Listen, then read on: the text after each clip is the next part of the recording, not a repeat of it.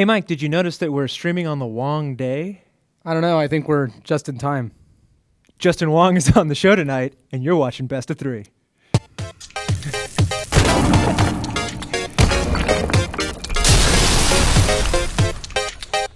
Awesome. Intense. Welcome to Best of 3, your weekly FGC talk show presented by the Daily Dot, shot out of our studio here in Austin, Texas. We are one day early this week, but that's because my compadre here is going home for the holidays, and I did not want to go a week without the show, so we moved it. And joining us, and we're starting with our interview first this time, is none other than Justin Wong. But first, let's watch a quick video in case you don't know who that guy is. Justin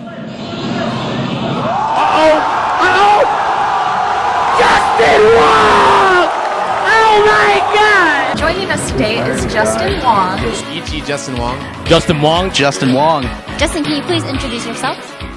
My name is Justin Wong. I am a Street Fighter player from Evil Geniuses. You're gonna learn! This is the real world! You learn it early, son! That's all you ever do in your house? I have no real-life driving experience. I think This might be it, guys! as the king returns, as the Marvel God has returned to his throne. I'm not even gonna knock it yet. I'm not even gonna. Oh my God! He takes it! He takes it! He's done it! Unbelievable! Justin Wong, thank you so very much for joining us on Best of 3. We've been wanting to get you on the show for a long time, man. Yo, I mean, why do I gotta crush the car though? Yeah, I couldn't resist, dude. I put together that little video, a little intro video for you, and two things stood out. There's a ton of video of you on YouTube, and the other, there's a ton of interviews. Why not do one more, right? How many times do you figure you've been interviewed in your career as a fighting game player? If you could ballpark it. Maybe like 1,000 times. Maybe in the ballpark of 1,000 times. You know, we wanted to interview you again here on the show. We like talking to pro players, and you know, I've asked you several weeks in a row, and your quote, this is verbatim what you told me, was that 9 to 5 is OP, man. You work. You're not just a competitive player. Why don't you tell us a little bit about, before we get started into some more topics, what it is that you actually do, Justin? Well, I work at an as a QA tester pretty much. I've been working since June. Mm-hmm. So like before June, I was streaming like full time, going to tournaments. But ever since I started working, there was a lot of less action for me in terms of going to events and also just like streaming. But now I feel like I was able to just manage my time a lot better, so I can stream a lot more, play with a lot more people, also go to events, and also, you know, still keep my 9 to 5. But Justin, you know, I was telling you, I saw those interviews with you as I was gathering footage, and you introduced yourself in those interviews as a competitive Street Fighter player for Evil Geniuses. As you mentioned, you're also an NVIDIA QA tester. You're also a streamer. What do you consider yourself? What do you identify as? No matter what, I'm always a gamer. So I will say I'm still a professional gamer that just works and tries to build up a community as much as possible. Now, the obvious question to me, and I hope I'm not prying too much here, but that's my job as a journalist. You win a lot of tournaments. You've competed for many years. The prize pools are getting bigger. Is that not enough to live off of? I thought esports is here, and you know, I get to live my life through my earnings and tournament experience. Is that true? I mean, you can do that, but the thing is, the way I was raised from my family, I'm always a person that wants to take care of my family first. So obviously, sometimes there'll be, you know, I won't win, so I can't provide for my family, pay for just like medical bills for my family. You know, I'm getting older, so my family's getting older. So I got this job pretty much to just help make my family just be happy for the rest of their days. Is it because you're helping them out, or because you give them peace of mind that you actually have a 9 to 5, that you're not just relying on gaming winnings? No, I literally pay for like all their bills now. Wow. So that's why like I'm really just like working and grinding as much as possible. Like if you just look, like even after work, I just go stream because I'm always just pretty much just grinding, you know, always hustling from day one since New York City. You feel me? Now, did you see yourself as like a 13-year-old Marvel 2 like prodigy, using tournament winnings and eventually your standings as that to get a job to help pay for your family, or was that ever a goal for that? Well, at first I was just studying like in business and like college and everything, but eventually like gaming was just getting bigger due to like YouTube, Twitch. You know, before we had to download videos on like 56K, like on Zach D's website for Marvel 2, but now it's never like that anymore. And to be honest, even though like a lot of people give crap about like Empire Arcadia, like Triforce was the one that kind of like sold me on the use my gaming to get me somewhere type of deal. And I did. When I was 18, I was like, you know what? If I do so well in gaming, get my connections, just do networking, I should be able to stay in the gaming industry, even if it's not in tournaments or the scene, just internally. And I think that's where I am right now. You know, Justin, there's a ton of stuff that we're going to talk to you. There's several topics that we want to get through. But you mentioned being signed by Empire Arcadia back in the day. Was that your first sponsor? Yeah, it was like my first team. You know, I didn't really know too much about like that type of stuff when I was a kid. So I thought it was like kind of cool. It would be like a family. It would be like just friends just playing and stuff like that. And that's pretty much like the reason why. You know, I'm not going to miss the opportunity to ask you about it. That whole team gets shit on a lot, and predominantly because of who's at the top, which is Triforce. From the inside looking out, is he as bad as people say? I mean, people really rag on that guy. It's like they can't wait to rag on that guy. To be honest, I think that in a personal level, Triforce is like really cool to talk to. Yeah. Because he's a gamer, so he knows like the in and outs. He has like all these theories about why is Vegeta better than Goku when he's not, stuff like that. And I think that's cool. But when it comes to just like this business side of thing, it doesn't work out for him. Yeah. And, in many cases, you don't want to mix friendship and business. That's one quick way to ruin a friendship. But the real reason I bring that up, I want to take the opportunity to ask you, but I want to talk about teams. Before we get into all the Capcom Pro Tour and Capcom Cup talk, there's been a lot of news recently. Team Razor signed Infiltration. Team Red Bull has been signing, Snake Eyes and Bonchan. The teams are starting to form in a way that's a little more solid and concrete. Team EG has been Team EG for a very long time. As I understand it, you brought on both Flo and K-Brad at one point. Is that right? I recommended like pretty much like the whole FGC team, even Momochi, Ricky, Purod. That was just like my recommendation. So I mean, coming from that basically captain point, right? I mean, you're the team captain. Is that fair to say? Even though that's not a legitimate term, but it seems like it though. Yeah, I guess that's what AJ called me. He calls me like the Leonardo, like the Teenage Mutant Ninja Turtle style. Who's Michelangelo, Donatello, and Raphael then? Obviously, Michelangelo's K-Brad. And Raphael is definitely Eduardo because he has a little bit of a short temper. Yeah, and Donatello just Ricky. Ricky, okay, fair enough. I thought maybe Momochi because of all the tech. See what I did there? No. See, since Momochi and Chuck was a thing, he's like Casey Jones and April O'Neil. They're a couple. Who's your Shredder though? The Shredder? It's obviously Team Mad Catz, right? Dang, they're all Shredder. Okay, so then there's a real rivalry there, I guess, in some sense. Do you think that the team's aspect, and we talked about this last week on our show, will go further in the FGC, or is it just going to be a conglomerate of individual players?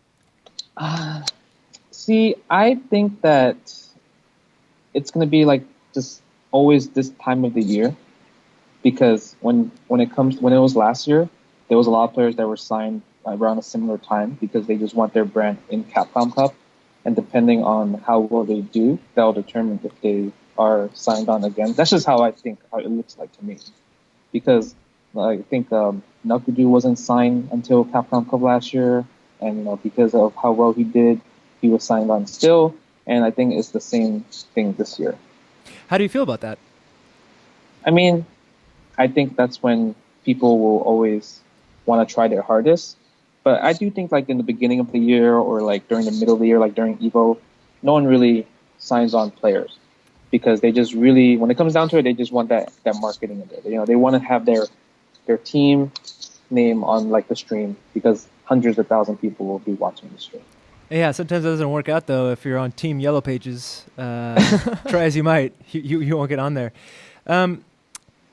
But the idea that people are getting signed, you mentioned that it's a seasonal thing, especially if they're in Capcom Cup, because they'll get the branding, they'll get to ride that wave. But we have been seeing a trend of more people getting signed, and your own team manager, AJ, said that that's an indication of Street Fighter V coming out and the potential esports push that's going to happen via Capcom and other events. Do you think that Street Fighter V has something to do with it? No, I really think it's just the Capcom Cup brand that's with Sony. Because like if that's the case, then how come so many players didn't get signed for like Mortal Kombat X, for ESL? ESL is really big, right? Big tournament, big prize pool. They do every week and everything. NetherRealms is backing up. But the only thing you see from Mortal Kombat is CR or Yomi, right? Mm-hmm. And then that's really it. But no one really pushing for that brand, even though it's probably the most popular fighting game ever. They always win like the awards every year due to like the fatalities and how good the game looks and everything. But Street Fighter V, I think, will get a lot of new players. But depending on, I guess, how the buzz works in terms of social media, tournaments, and how well it does, that will determine if more players will be signed or not. Justin, I promise I'm going to get to Capcom Pro Tour questions, but you mentioned the ESL tournaments for Mortal Kombat, and one question I've always had from somebody who's competed in that event, how do you feel, because to me, I see that ESL tournament, and surely it's a legit tournament with, being properly run and all that, but it also coincides with the release of the game and the seasons of the DLC, so you could make the argument that it's an extended ad or commercial for Mortal Kombat, that whole tournament season. Do you agree with that? And if so, how does that, in your mind, as a competitor, compare to a traditional grassroots community-run tournament? I mean, when it comes to like traditional grassroots, it's just anything goes. Like, we have rules, but most of the time, there's no like filter. We could just do whatever we want. But when it comes to like ESL and like their backing and everything, I think the things that they provide, it's just amazing. Even though like people complain about the netcode every Sunday when they play the qualifiers or not. This guy lags, this guy do this. Every week, they always come back anyway to play. Because when it comes down to it, there's a lot of support from ESL and NetherRealms. Like the guy that runs like Mortal Kombat ESL, Joshua Ray, he's a really big fan of Mortal Kombat. He loves the community. So he really pushes really hard to make sure Mortal Kombat came back for season 2. So like I think they do really care. That's that really sharp-looking dude that has that good announcer voice that also does other esports, right? That's what you're talking about? Yeah. Yeah, I like that guy. He seems like a really nice guy. I've seen him do World of Tanks stuff. I'm always impressed with somebody who can be versatile enough to go from World of Tanks to Mortal Kombat, but we're not talking about him. We are going to talk about the Capcom Pro Tour now. There was a huge chunk in the middle of the Capcom Pro Tour season where we didn't see you. What happened, man? What was your season like this year? It's kind of weird because in the beginning, I was very active. That's when I won like Northwest Majors, like right there, and got like 128 points right there. But then I guess what happened was MKX came out, and I was like max CPM on Twitch. I was like getting like so many viewers watching me play Mortal Kombat, just like casually too, and just talking to people. And I think that took like at least like 4 months of my time. Because all I did was just play MKX. I didn't even stream Street Fighter for like 4 months, like that time, or even touch Street Fighter. I just played MKX the whole time. And then that's when I started getting like offers from NVIDIA, and they pretty much said, yeah, like can you move, can you relocate and stuff like that. And I was like, yeah, in there, right? Because that's something that I've been wanting for since I was 18 and even living in New York at the time. So then I kind of just disappeared for that time. I went to Evo, got bodied, and then went back to work from there. And then I was like, oh man, these people are catching up to me on these Capcom Pro Tour standings. I kind of should just kind of get back in there. So then I went to like TFC and I got bodied. Like it was like the worst I've ever done. I think I got like 17th. I didn't even get a point. So from there, I just decided that if I want to make it to Capcom Pro Tour and still like focus on work, I gotta pick up Elena and just like scum my way out. And then, boom, defend the North. I scummed my way out in there. Even though I didn't need to win the tournament, it just like helped because people kind of like, they're like, damn, he won the tournament? That was random. Oh, stuff like that. I mean, how do you feel when somebody says that? I mean, obviously you won it because you won it. It wasn't handed over to you. How do you feel when people say, oh, you scummed it out, or we're so surprised that you won it? I mean, even if I scummed it out, I mean, those are like the top 3 people that people put in their USA top 3 standings. So if that's the case, then they should have tried to adapt. If I'm not mistaken, top 3 at that tournament, one of those guys was NuckleDoo. And we're not done talking about Capcom Pro Tour, but I wanted to bring up NuckleDoo because you were recently a little bit vocal about his overuse of the Shades taunt. And we have this video that somebody compiled from Wednesday Night Fights and from the iBuy Power Cup of him doing just that. And why does that bother you so much? I mean, it's part of the game. People make the argument that's part of the mind game. I'm trying to get in my opponent's head. That was definitely not a mind game. Let's be honest. Let's 100% be honest. There's nothing mind game about it. Doing it a couple of times or for setups, yeah, but literally just doing it just to like let the stream have like their joy. He's only doing it for like attention purposes instead of just like winning against like Brent. Like he took like so many ultras. He even lost like a game. He lost a set just because of overly doing it for no reason. I think he only did it because he wanted more people to like him. Really? We call those like an attention whore? Yeah, it's like one of those. That's just how I view it. So you saying he did it for attention? Yeah, he 100% did it for attention. Because there's nothing strategic about that. And especially in the matchup, like for example, like Gao Rufus, you literally could just mash on standing heavy punch and then just whatever, like Rufus cannot really do anything. So it's like taking advantage of the situation and just making him look bad because Brent is a top 8 competitor, right? He makes it look like he's a round 1 scrub. But you make it sound like that's Dew's fault. Isn't that Brent's fault? It's not Dew's fault. But the thing about Brent is that he wants to defend Southern California, right? NuckleDoo's coming from Florida to take their tournament. Like the week before, they got bodied by Casablanca, right? Like that was pretty bad as well. So then NuckleDoo comes in and Brent said, you know what? I'm going to try my best to make sure Southern California does not look free. And it didn't work out that well, but, that's just how I see it. Because the thing is, would NuckleDoo do it against, all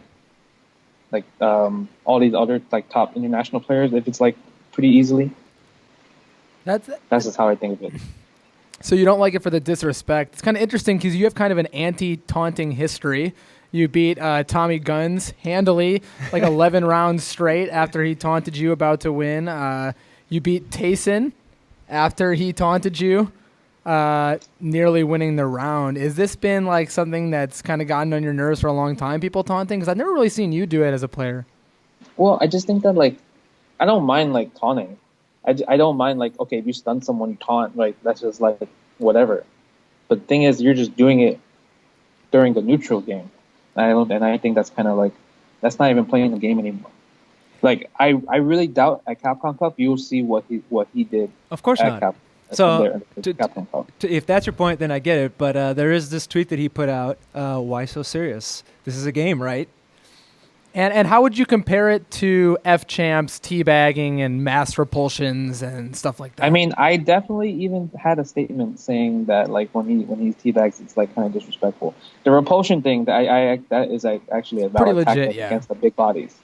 But the teabag definitely you don't have to do it. All right, well let's talk. Let's go back to not Canada Cup, Capcom Cup, and talk about your potential matches. You made it in to Capcom Cup. Somehow I made it in. Somehow. You won a couple tournaments, and you got some points. How are you feeling about your first matchup, which is potentially against Tom P., who is a Sea Viper player? Are you mentally preparing for that? I'm actually, pretty happy about that. That implies that you think you're going to body him. I just have a lot of characters to counterpick Tom P. Rufus versus Viper is probably 5-5. Elena beats Viper, definitely. But Rose bodies Viper.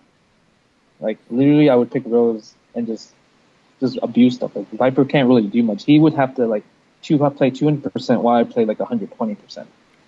Is it just dominating the footsie game? Is it sliding under burn kick? Like what specifically makes Rose beat Viper so badly? Yeah, it's just like literally her slide, just like kind of just beats everything Viper has. Her slide, low medium punch drill. It's really hard for like, and like you know how like Viper players they like to wake up burn kick, seismo, uppercut. My standing medium kick neutral beats all her options. It even trades over DP. So like literally he has to block, and the number one thing that Viper players do not want to do is block. Yeah, I mean I have kind of a off-topic question based on this, which is as a multi-game player myself, it interests me so much that you're so good at all these games. Obviously, right now you're focusing on Capcom Cup, but you said before you played Mortal Kombat, etc. I mean, you Marvel Evo champion. What makes you decide when to practice a specific game, and how do you know that you're good enough in a specific game to stay at a healthy tournament level? I guess it depends on like the future. So when KI came out, I focused on a lot of KI because I just assumed that they were gonna get like picked up by like MOG. It's gonna make it an Evo. So that was one. Two, when MKX came out, I played MKX due to like just how much viewers I had. Like I was never good at MKX. I was just a pretty fun stream to hang out with when it comes to Mortal Kombat. And then Marvel is just a game that I will always play no matter what because most of my friends they play Marvel. And then Street Fighter is one of those games that I never really enjoyed playing as much compared to Marvel. So I think I play Street Fighter because of the competition. Go ahead. So is that the main game you would say you've been practicing over the years? I mean, you said you took breaks to focus on KI, to focus on MKX, but your knowledge of Street Fighter and your counterpick characters have started coming out. Is this something that's been like in preparation for a long time? Like how long have you been working on those counterpicks? Man, those counterpicks, they kind of like, they're just recent. They're literally recent because those characters, I learned Elena and Rose just from like streaming. I just one day it was like, hey stream, I'm gonna just play Rose and Elena like this the next couple of months and just practice with you guys, and it just like worked out. It gave me the confidence to like play them in like tournament setting, because a lot of people like I can play a lot of characters, but just trying to pick them in a tournament, that's the hard part. Like PR Rog, yeah, he definitely has an Elena, but he didn't pick it at Singapore against GAC, like literally Fei Long versus Elena, and he definitely could have counterpicked, and if it forced him to pick Ryu, then he would have picked Balrog, and it would have been definitely in his favor. He needed you there for that advice, man. I mean, he almost picked Elena against Kinda, who they like had a little mirror match standoff in the character select screen for a little bit. Yeah. Do you think Elena's hurting the game? Because that's been a very, very popular opinion as of late, and people would like to hear, your thoughts on it for sure. So, my thing was, when did Elena, Elena became like an overnight sensation? Like at Evo, no one talked about Elena. They just talked about how much healing that Gamerby did. But after Evo, like you saw more people picked up Elena, and then she became like an overnight sensation. Like, oh, she's so broken, she's this and that. I mean, she is broken. Literally, I will never deny that how cheap she is so cheap. I won't say she's not cheap. She's completely unfair. Definitely needs a patch. She's a scumbag character. If you want to learn Street Fighter 4 in 5 minutes, you pick up Elena. That's 100% true. But I do think that she makes the game resemble like old school Street Fighter. How so? So, like the way I used to play like CBS2, Dirt Strike, in terms of just footsies and like just like poking, walking back and forth, and not really based off set plays. That's how Elena is to me. Yeah, and I've heard a lot of people describe your Elena looking like your Chun from Third Strike. But I want to ask you, when you finally picked up Elena, were you like, why the hell did I hold on to Rufus this long? Or is there a tinge of you feel bad about it because you had to go to the dark side, so to speak? Well, I mean, I technically was the first Elena in Ultra Street Fighter 4. That's true. That's right. I do remember. Yeah. And you even said she plays exactly how I wish she would play. I think I remember that. And the reason why I dropped her was because at CEO 2014, I think. Yeah, 2014, I literally had the game-winning combo on Infiltration. Like, if I won that match, if I did to finish the combo, it would have been top 4 EG. But then I dropped the combo. He mashed the DP on me, which is normal because obviously in that situation, the only thing you could do is match DP, right? Because you're hoping someone drops the combo. And then Infiltration went on and just bodies everybody in the rest of the tournament. So from there, I was like, man, since I don't really practice in terms of execution that much, my execution is probably like a 6 out of 10. Yeah. So because of that, I'm like, I don't want to play her anymore. And that's like the reason why I stopped playing her for the longest time. And then I realized if I want to do good at Capcom Cup, I need to have a really good Elena. And so I got my stick modded. I got the select plinking. Oh my god, that's the real dark side right there. Tell us about it.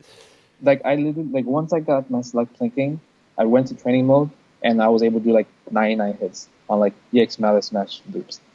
And I was like, are you kidding me? It's like the one thing that, like, because at first I was like, no, it's not that bad. Like, there's no way select plink can make such a big difference. It's a frame, dude.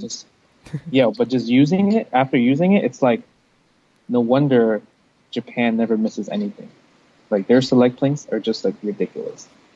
So on that subject, select plinking brings EX Mallet Smash into Light Punch to be a 3-frame link from a 2-frame link. Every link, aside from, like, crazy walk situations in Street Fighter V, is a 3-frame link, at worst. Do you think that's a good thing?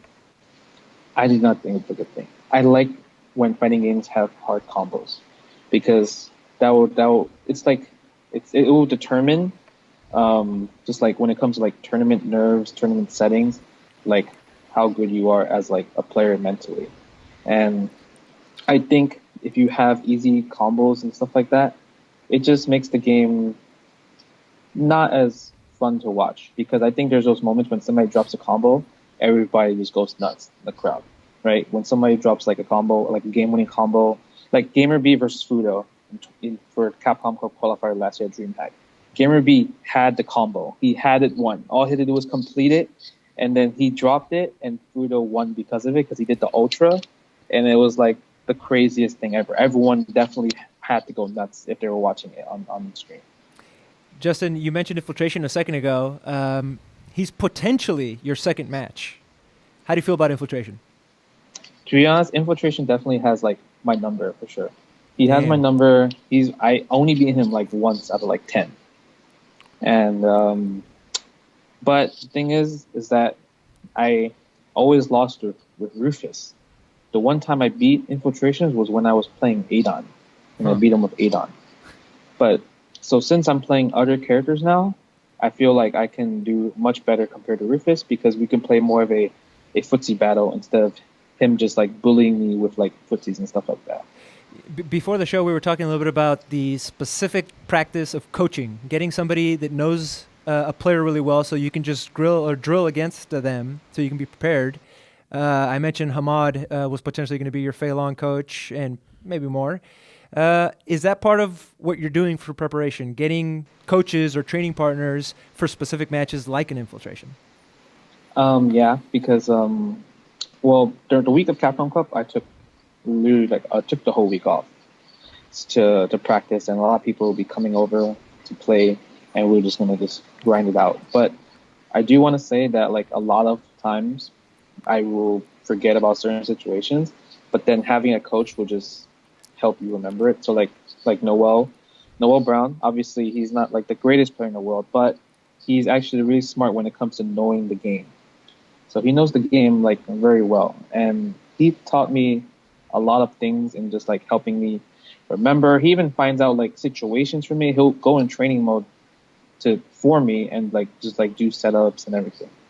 So I'll even call people like I think when I forgot what tournament I was at. Oh, I was at DTN, and I didn't know too much about like character specific matches. I had to play Smug. I definitely text message Flo and said, hey, can you try to do heal from full screen, and can Deli punish me? Can you try that? It was literally 10 minutes before the match. And he did it, and he told me, yeah, he could punish you, and I never did it in the match because he could punish me. And stuff like that, like, people will know more than you. It's not like you like even though I've been playing Street Fighter for like over like 15 years, that doesn't mean I know everything. And having a coach can help you and also change the tide of a match. So, Justin, you're putting a ton of work into Capcom Cup. It's right around the corner. We hope you do well. But you put out a tweet not too long ago. After Capcom Cup, I'm going to stream a lot of Guilty Gear Xrd with my Wong Nation, and you make quite a few comments about your stream and how much you like to stream and playing different games and things of that nature. How important has streaming become for you in reality? It seems like you have a ton of fun on your streams. Oh man, I love streaming because it's like I can basically be myself. And the thing is about the stream is that I actually made a lot of friends with it. Like I hung out with a lot of like the people that come on my stream. I met a lot of people, you know, like, and one of them is even coming over to my house for Thanksgiving. Oh wow! So we're actually really good friends, and I just enjoy because we all have the same thing in common. We all love video games, right? Uh-huh. And that's why I like streaming a lot because they help me, I help them. Literally, like my Rose and Elena became good because of my stream. It wasn't because I was just grinding it out and everything. It was because I turned on my stream and we play. And even then, like sometimes they'll come in and just tell me, "Oh yeah, this is -1, this is that." I'm like, yeah, because I definitely don't know anything about frames. I will never ever study when it comes to frame data.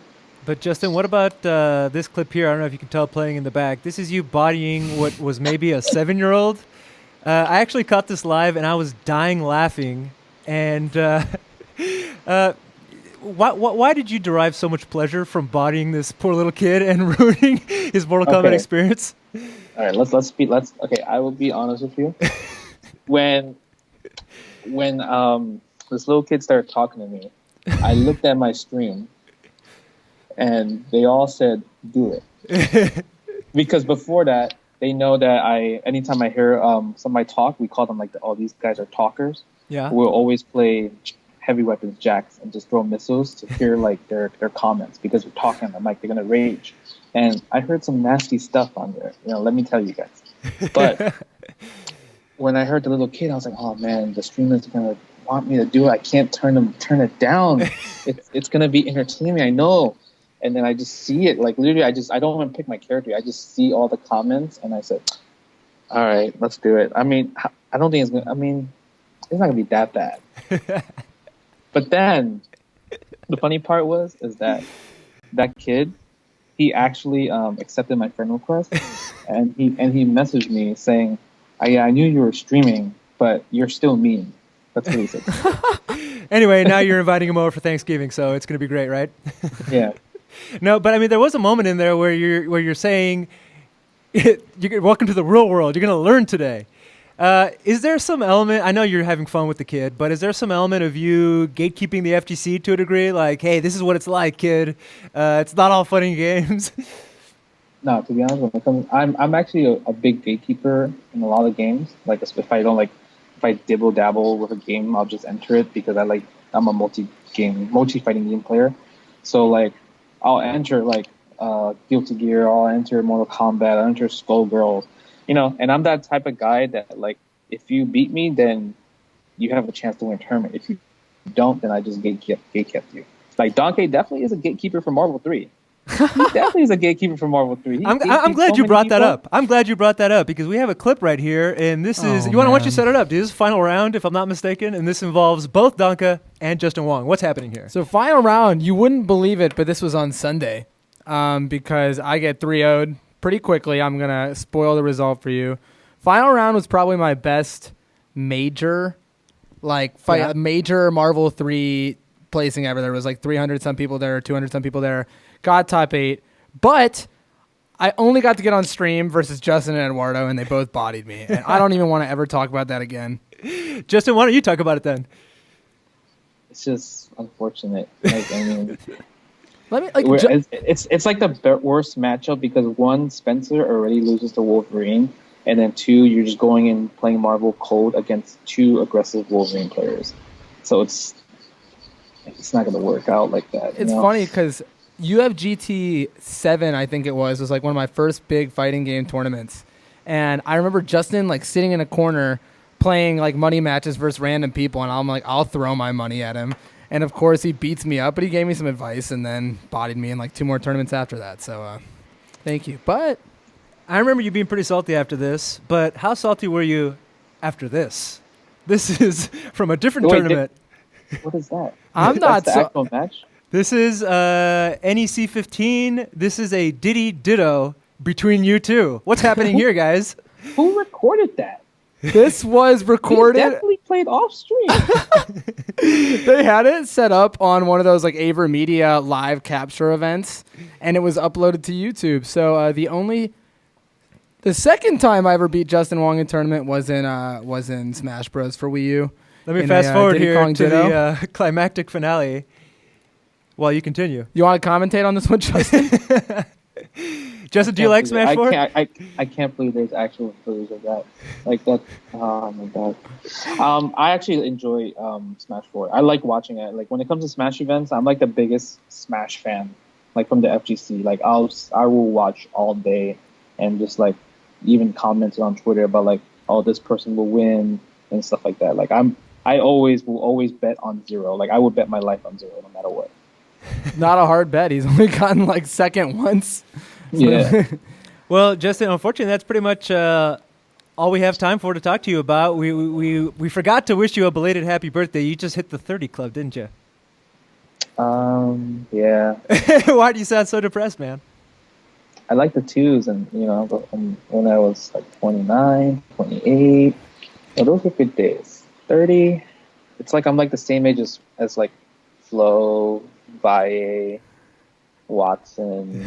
It's like, damn, I guess it's downhill from there. Yeah, nobody stays young forever, Justin. But it's downhill from there.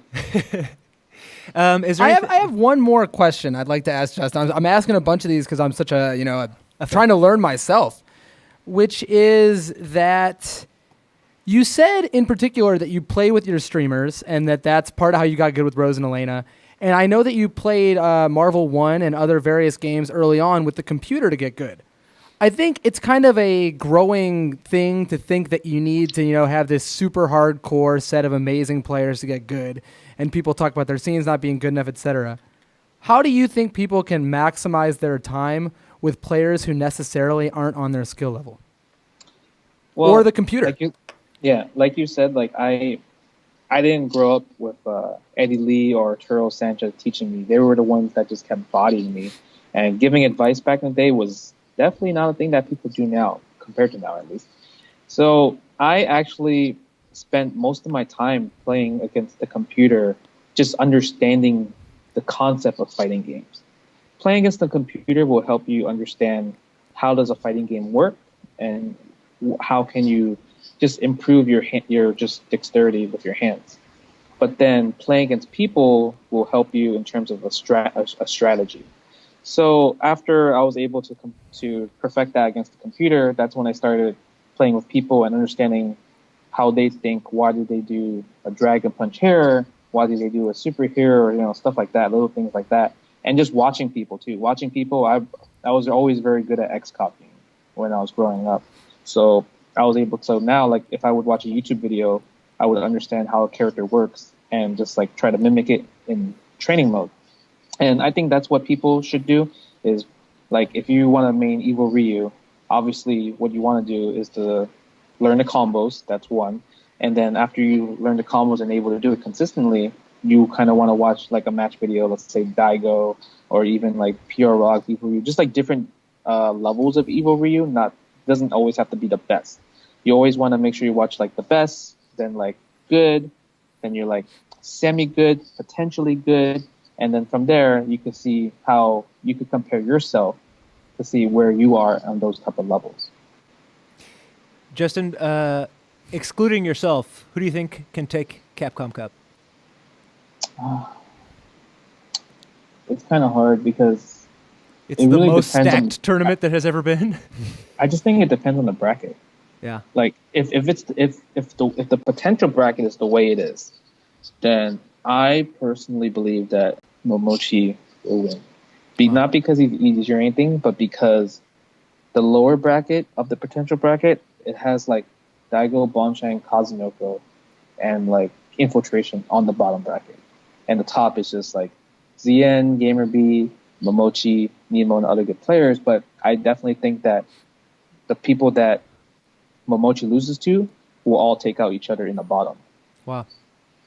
Well, that'll be interesting to see how that shakes out. Justin, is there anything we didn't ask you about that you want to mention, including any shout-outs? Just shout-outs to FGC, man. Like, without the FGC, none of us would be here. And I've been at FGC for like 15 years, so I'll probably be here for like another 15 years as well, too. Well, I couldn't agree with that sentiment more, and what a great way to close it out. Justin, thank you very much for being on our show, and good luck at Capcom Cup. No problem. Peace out. Bye, man. All right, we are going to be right back with Velociraptor and AceKingOffSuit, and while you wait, we won't make you wait long, you're going to watch a cool interview that we did with Justin Wong, because that first interview wasn't enough. So check this out, and we'll be right back. There you see right there, that good jump from that opposition again. I am Jurek. I'm talking to Justin Wong, premier fighting game player. Justin, thanks for joining us. No problem, man. Thank you for having me. So why don't you tell me, first of all, how did you first get into playing fighting games? Pretty much back in the day, my grandma gave me like 50 cents a day. So I didn't really have the Super Nintendo or NES. So I just take my 50 cents to take to the arcade, and hopefully I can stay there for 2 hours for 50 cents. But eventually, I just started making friends with like the people that came to the arcade.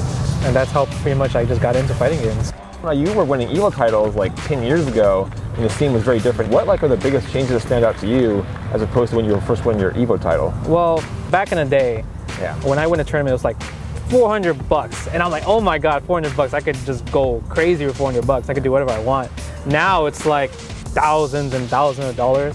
So it's actually a very big upgrade. And because now everyone can stay home and watch us play, that's even like more of like a bigger audience for us. Because back then, if you want to watch, there was no YouTube.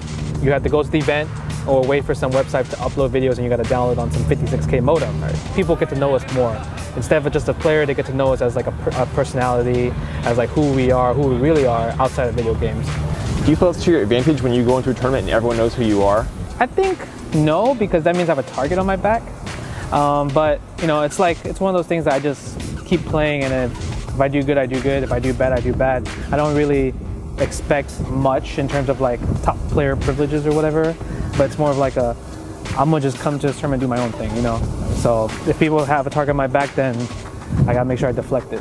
What was your reaction when you heard from Capcom and Sony that they were gonna have a $500,000 prize pool? I just spit out my drink.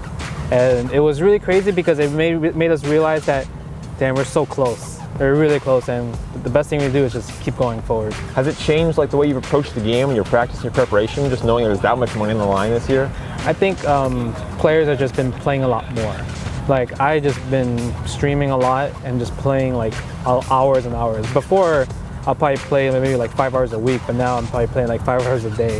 Yeah. So it's a lot of training lately. I feel like when you stop, you have to start playing again because there's that money there. Like, you just get reminded of it and you can't stop. Yeah, pretty much. And also because there's so many events in the FGC, like literally sometimes there's like 3 events in a month, and it's like constant traveling. So you kind of want to make sure you get to practice as much as you can at home, because if not, you're going to be on the road playing in a tournament. Do you feel like other players are getting better because they see all the money coming in now? They see the opportunity. Like, is it the whole thing is going to raise up, and you got to raise up that much further to be the best? I think there's just a bigger drive, because a lot of times there's a lot of amazing online players, but they just never had the opportunity to travel or just even go out.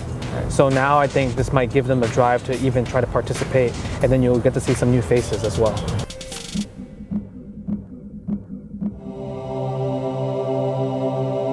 How have you explained in the past what you do to like family or close friends who aren't really familiar with it? So a lot of times I just say, yeah, I'm working a regular job and you don't have to worry about it. But they didn't know what I was really doing. But now they kind of accept it, because it's like, all right, it's been working so far. Right. What was the reaction when they found out about the money this year? I mean, I don't really talk to them about it. So okay. If I did tell them, they'll probably be like, so I'm getting half, right? And welcome back. I hope you enjoyed that quick little video. I thought it was hilarious that he says he hasn't told his family about the money for Capcom Cup, because then they'd say, oh, I'm getting half, right?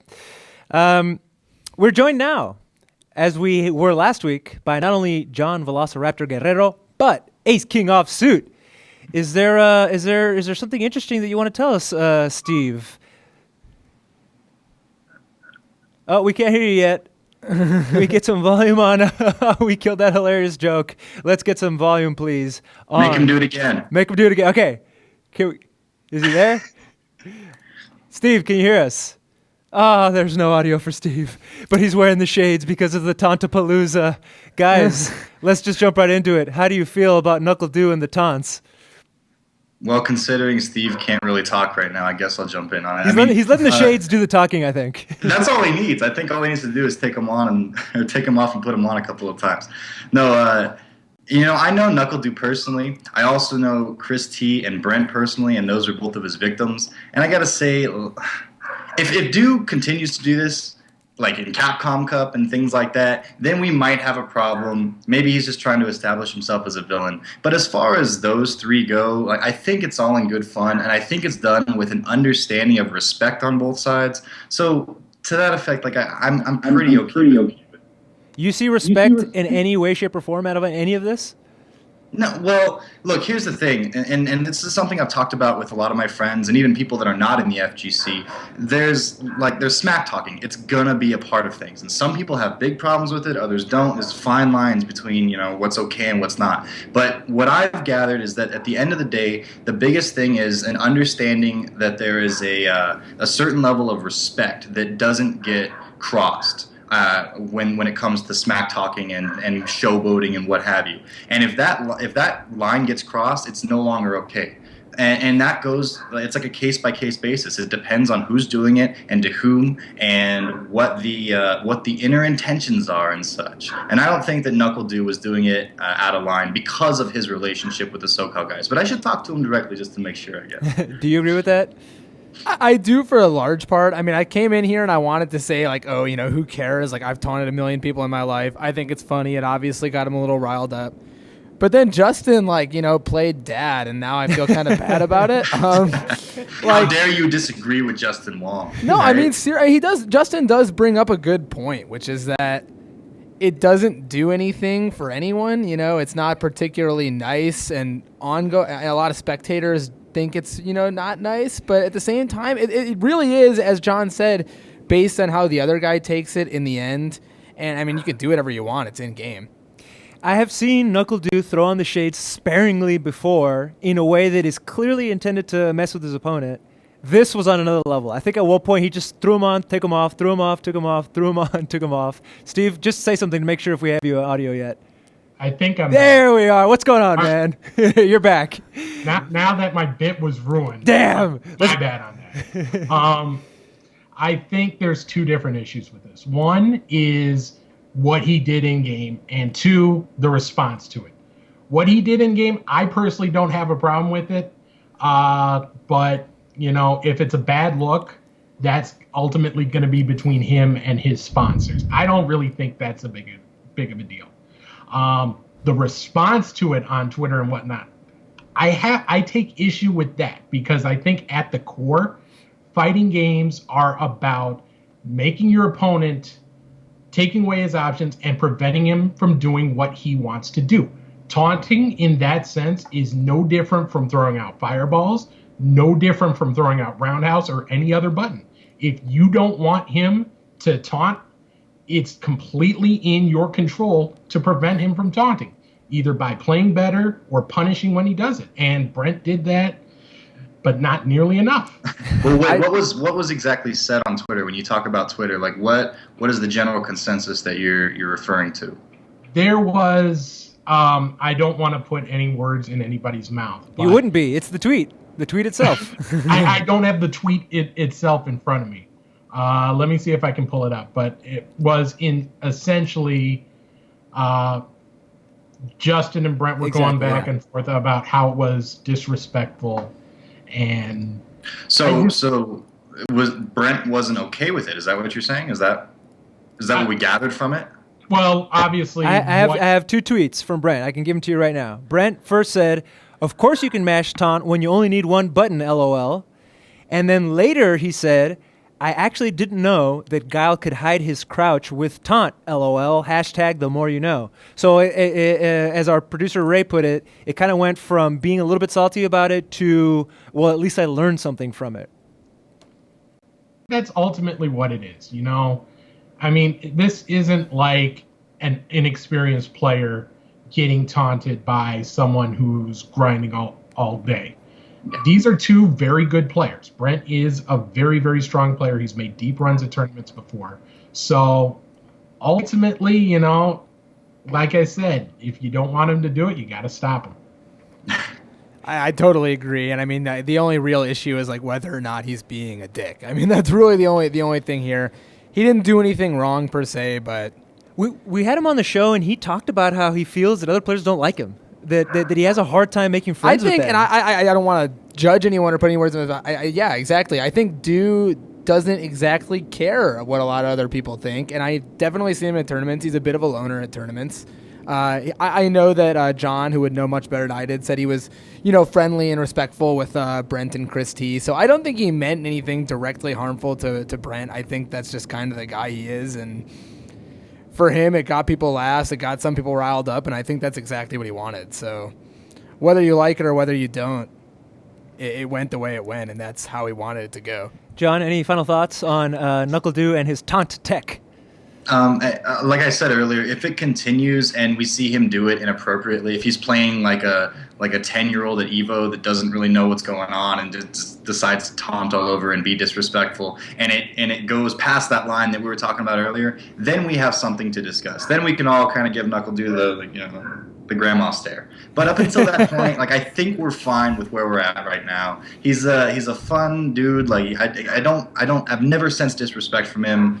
Outside of that kind of a thing, and I don't think that was an inappropriate disrespect, if you will. So no, I think we're good.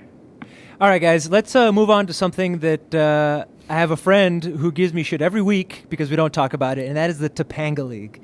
He says, dude, that's where all the new tech is going on. That's where all the exciting things of Street Fighter 4 are happening, and you guys don't ever talk about it. John, you just put out an article about it. I know Steve is working on one himself. For anybody out there who doesn't know what Topanga League is, could you please fill us in, John? Okay, so Topanga League is this Japanese event that happens where this year it seemed like it's just been going on for months and months. But at the core of it, it's a round-robin tournament with like the best of the best that Japan has to offer. They all play each other, and they seemingly do this for like 6 months at a time or whatever. They play for a little while, like maybe a week or so. And at the end of it, everyone's played everyone. No one can dispute who's the best. And then a winner emerges, and you go, okay, that's the top guy this year because he beat everybody else more than anybody else could do.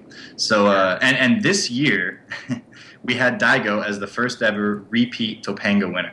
He won last year, and then he just won again this year, and in a pretty amazing fashion too.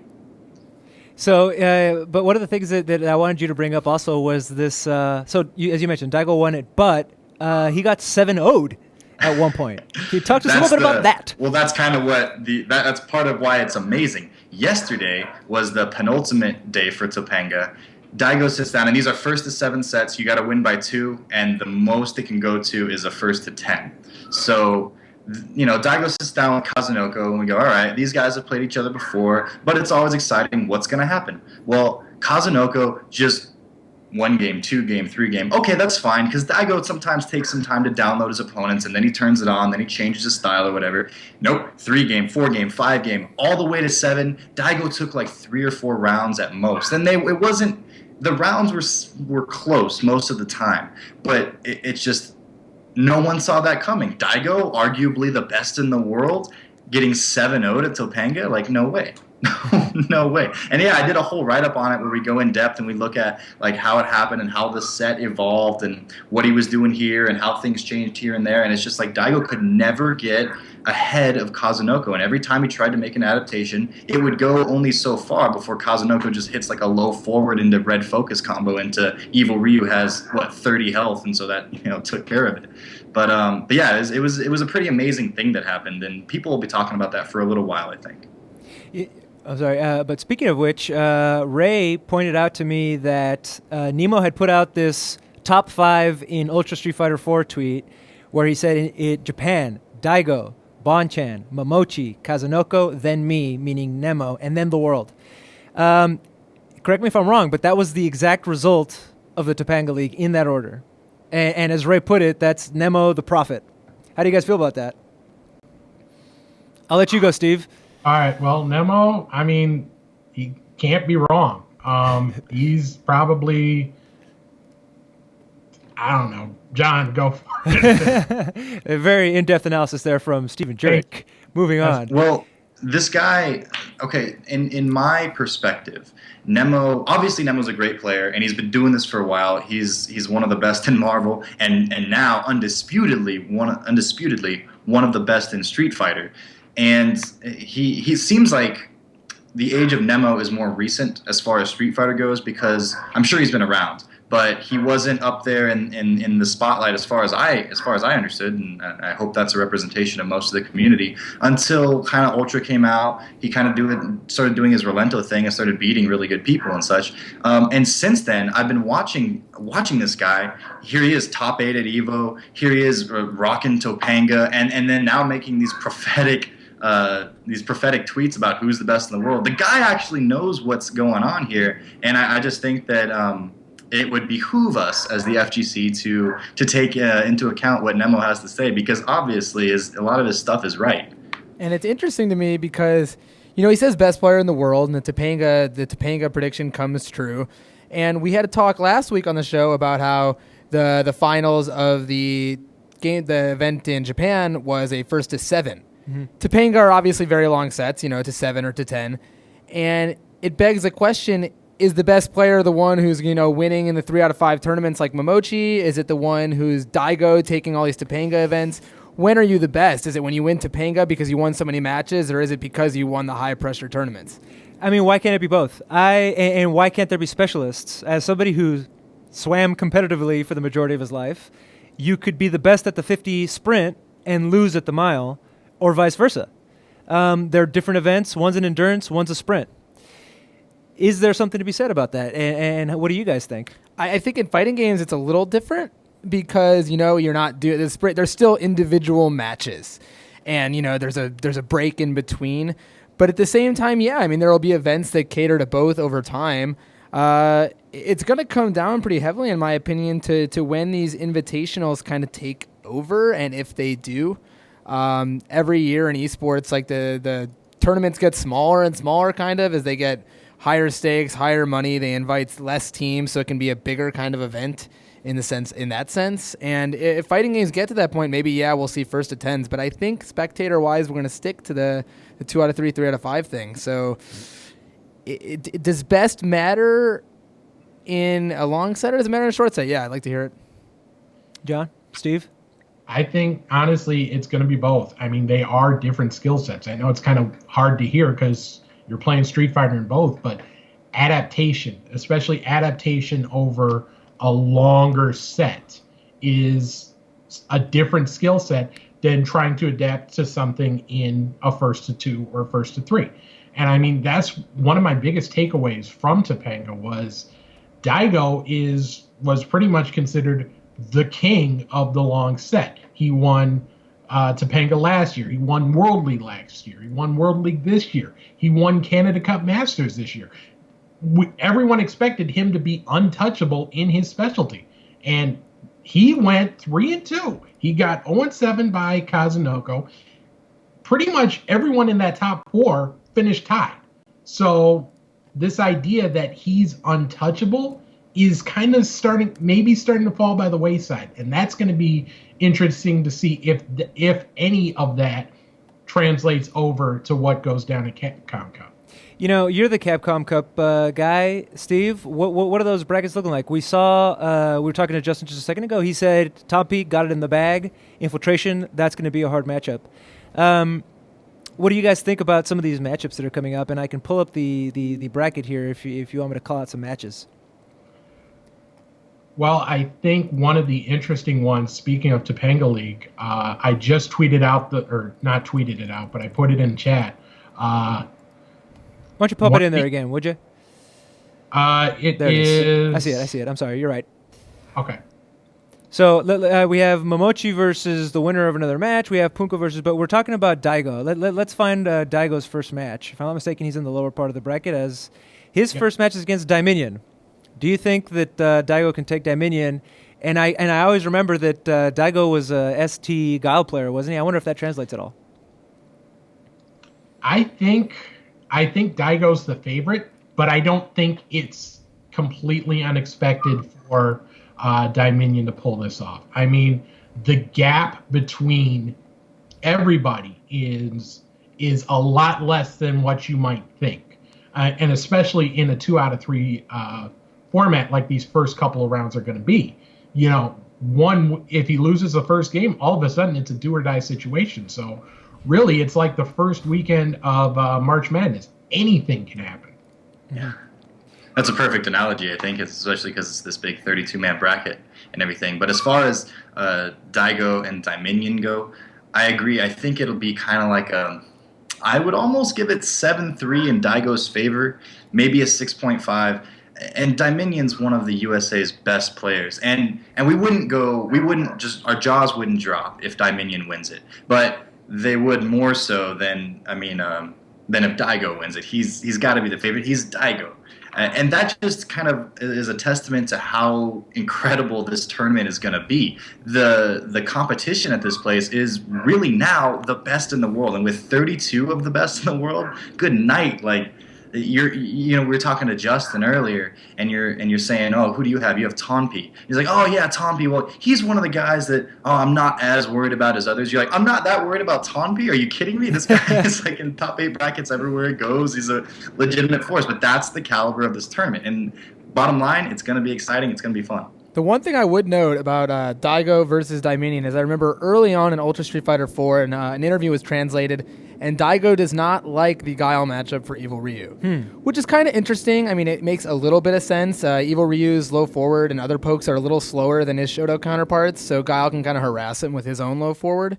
But certainly the knockdowns are very much so against Guile. So, yeah, I think, as they said, I would put it in Daigo's favor as well. Guys, there's a metric ton of Capcom Cup stuff to talk about. However, we're running low on time, and I wanted to bring up one last topic. And this is just, this was this Tekken tournament that went down over the weekend. The Master Cup 8, Tekken 7. There's so many things to talk about, but I want to bring up one thing because we're running low on time, and that is this new mechanic in the game, and we're going to see it here on the screen, where at the end of a round, the action slows down. Yeah, it's kind of funny because Tekken isn't that big of a game in the United States for whatever reason, but in Korea, it's by far the most popular fighting game. And in Japan, in arcades, it makes the most money. Whether or not it's more popular than Street Fighter 4 on a broad level, probably not. Street Fighter 4 has the shows and the leagues, etc. But there was a pretty hype moment this week where Shaheen, the new character in Tekken 7, ends up getting bodied by Dragunov's down back 2 in a slow-mo at the end of the game. That happens in Guilty Gear now, and it happens in this game. I think those kind of things are cool because they allow a spectator who necessarily doesn't know the frame data, who doesn't know exactly what's going on, to see something ridiculous happen and have it kind of pointed out to them in such a way where it's easily seeable. And sports have instant replays, so I think fighting games, can build it in automatically.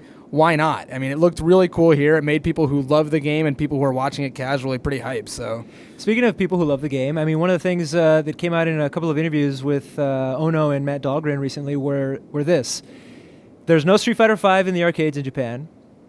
So if you want to play a new of these two, if you compare Bandai Namco and Capcom as, the guys that compete at the top of the food chain for fighting games, you could make the argument that that's not the case. But there will be... Sorry, let me kill this clip here. There will be Tekken 7 at the arcades over there, and there won't be Street Fighter V at the arcades in there. Is that going to affect how things shake out with respects to the fan bases, or it doesn't even matter anymore? I mean, clearly, it's just a matter of where the games are going. Part of that might be, the whole Sony deal. Street Fighter V is not coming out on the Xbox, which was not the case with Street Fighter 4. And Sony played a big part in giving a bunch of PS3s to EVO. They tried to make PS4 the EVO stand for Street Fighter 4 until there was a bunch of issues with, the way the game ran.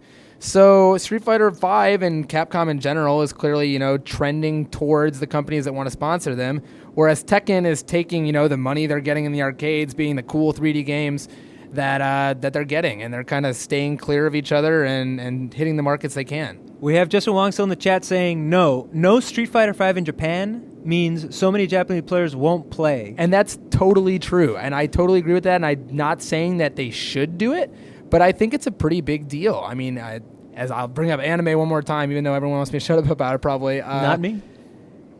A lot of the people who play those games are arcade players, and maybe they go home and they play a little bit online, but Japan's culture is such that, you can go to the arcade on the way back from work. You can go to the arcade to get out of your house. Not all those people want to play at home.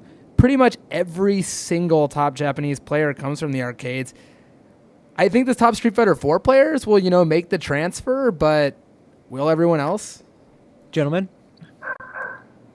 We saw Go ahead. We John. saw a pretty big, people talk about it here, how there used to be arcades galore and the arcade scene was huge. And then now, if you find an arcade, it's a gold mine, because you don't see those anywhere anymore. And that's how significant Super Arcade and Next Level are and such.